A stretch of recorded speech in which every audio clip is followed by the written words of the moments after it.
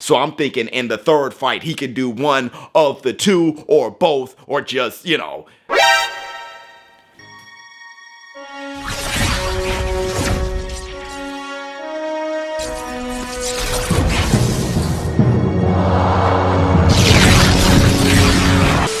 Hi, this is Joe Cortez. You're watching ShowBizz, the adult. Oh, this is Bernard Hopkins, ShowBizz, the adult. I'm out. Oops. Up off net. Up off net. Won't you believe my neighbor?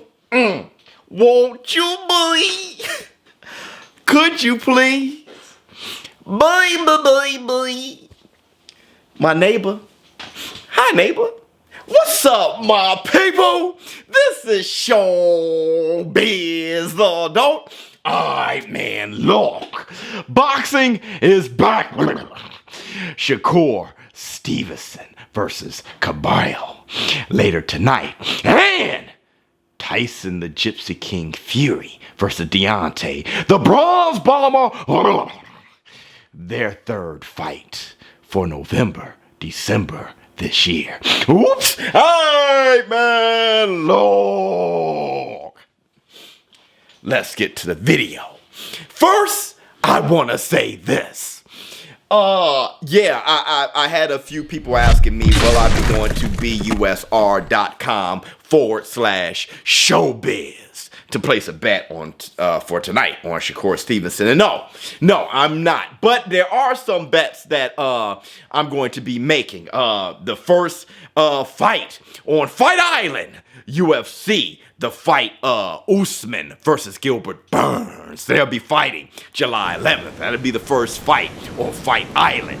And Daniel Cormier versus Miocic. That fight is going on August 15th, I believe. They're finally having their third fight. You know, they are 1-for-1. ShowBizz the coffee. Black, 2 sugars. Yeah, we're going to have to talk about the Shakur Stevenson boxing being back. I'm extremely excited. And you guys know that I am going live to do my live stream commentary tonight. And for my members only, I will be going live afterwards. I couldn't go live after the fight last Saturday. Amanda Nunes, right, versus Spencer. I didn't go live after that fight. It was extremely late. People from the UK have been complaining, saying, hey, look, man, you know, I'm a member and I can't see your live streams right after the fight. Is pretty late. ShowBizz the coffee. Black, 2 sugars. So I will be going live tonight. But if you want to place a little wager on the Shakur Stevenson fight, do I think it's going to be an upset? No, I don't. Shakur Stevenson, a lot of people are calling him the Southpaw Floyd Mayweather. I mean, that's huge shoes to fill, calling him the Southpaw Floyd Mayweather. But on top of that, you know, if any of you guys are familiar with Caballo, if any of you guys are familiar with him, you know, a decent fighter, pretty hard puncher. He has this combination that he does all the time. It's the left uppercut, overhand, straight right, okay? It's a left uppercut, like straight right, and I call it like it's an overhand because he leans to the side when he's throwing it. Yeah, I mean, he does it over and over and over again. Shakur Stevenson, I'm pretty sure he's going to see that coming. I'm pretty sure they looked at the tape, okay? I mean, I looked at Caballo a few times, and I saw that immediately. Shakur Stevenson is going to see that coming. He's going to have answers for that. He may even bait him into actually doing that so he can implement his game plan, okay? So I think there's going to be no shocks tonight. I'm just extremely happy that boxing is back, so I will be going live for that. Now, let's talk about the big news. Tyson Gypsy King Fury versus Deontay the Bronze Bomber Wilder. Their third fight. I have an article here that from Newsday.com. Let's read some of this. The U.S. promoter of Tyson Fury is hoping to stage a third heavyweight fight between the British boxer and Deontay Wilder by the end of the year, potentially in the Chinese enclave of Macau. Bob Arum told the Associated Press that Fury owes Wilder a third fight after claiming a WBC belt off the American with a 7th round stoppage in February. Only then would Fury turn his attention to an all-British fight with Anthony Joshua, the WBA, IBF, and WBO title holder in early 2021.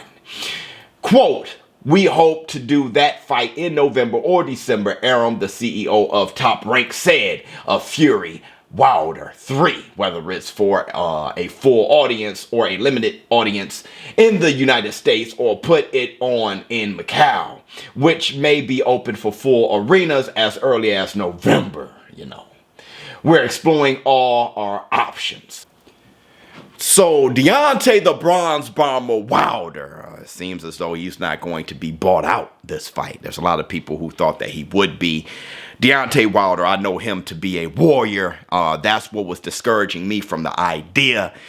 Deontay Wilder, not saying that he is a great fighter, but he has great spirit. He has great heart. The guy would fight anyone. And I personally believe that Tyson the Gypsy King Fury has about a 90% chance of defeating Deontay the Bronze Bomber Wilder. Not just counting Deontay the Bronze Bomber Wilder out, but I've seen both of the fights, the first fight being that of a draw where I think Tyson the Gypsy King Fury outboxed Deontay the Bronze Bomber Wilder, which that was expected. Since the Gypsy King is a boxer, Deontay the Bronze Bomber Wilder is a puncher, you would think that'd be the case. But in the second fight, Tyson the Gypsy King Fury took it to Deontay the Bronze Bomber Wilder, ending the fight in a TKO by the 7th round. So I've seen Tyson the Gypsy King Fury outbox Deontay the Bronze Bomber Wilder. I've seen him outslug Deontay the Bronze Bomber Wilder. So I'm thinking in the third fight, he could do one of the two or both or just, So I'm figuring in the third fight, he can either do a mixture of one of the two or just choose one to defeat Deontay the Bronze Bomber Wilder. And it seems as though the quickest way is to go to Deontay the Bronze Bomber Wilder and outslug him, which it's odd to say since Deontay the Bronze Bomber Wilder is the puncher. But like I said before, Deontay the Bronze Bomber Wilder dropped Tyson the Gypsy King Fury twice in the first fight.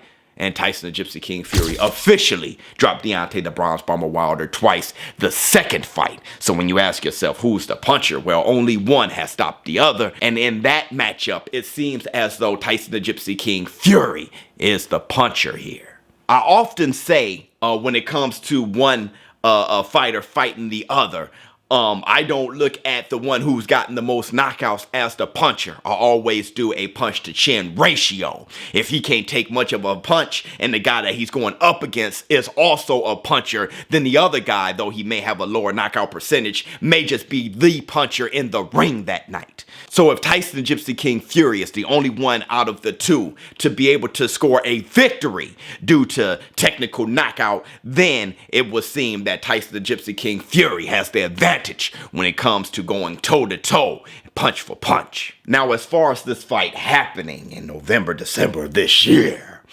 I do admire the fact that Bob Arum said that Tyson the Gypsy King Fury owes Wilder one.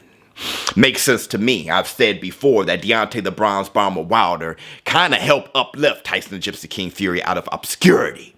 Tyson the Gypsy King Fury was out of the game. Not too many people were checking for him until Deontay the Bronze Bomber Wilder gave him that platform. Tyson the Gypsy King Fury, being the great fighter he is, took advantage of that platform. Now he's on top.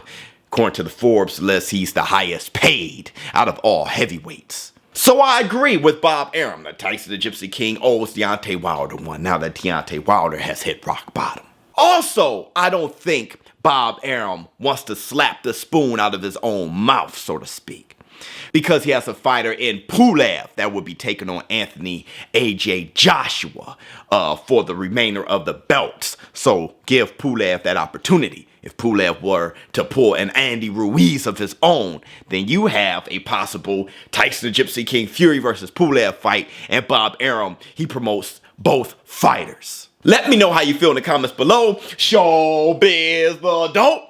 I'm out.